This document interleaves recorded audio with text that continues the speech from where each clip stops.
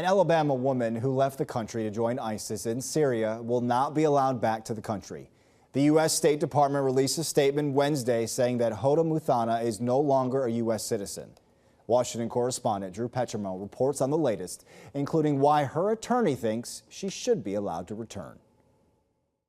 Hoda Muthana grew up in Hoover, Alabama. Her family was active in the local mosque, but the family lawyer Hassan Shibli says Muthana's life was sheltered. Her mom didn't really let her have a lot of friends, and I think she tried to find belonging online. And it was online that Shibli says Muthana became radicalized. It's no different than how sex traffickers and gangs and violent criminals really prey on vulnerable young youth and recruit them. In 2014, at age 20, she used college tuition money to leave her family and country to join ISIS in Syria.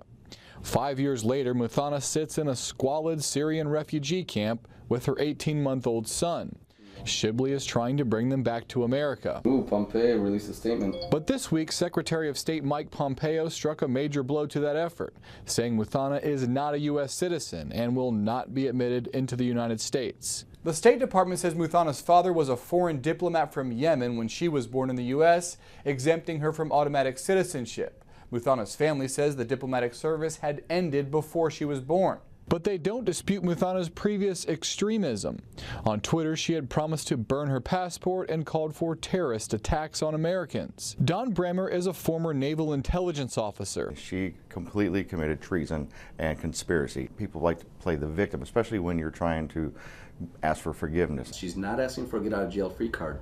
She's acknowledged that she has made horrible mistakes. Shibli says Muthana has changed her beliefs and now wants to be an advocate against extreme ideology. And he says she's ready to submit herself to the American justice system, even if that means facing prison. In Washington, I'm Petrimoulx.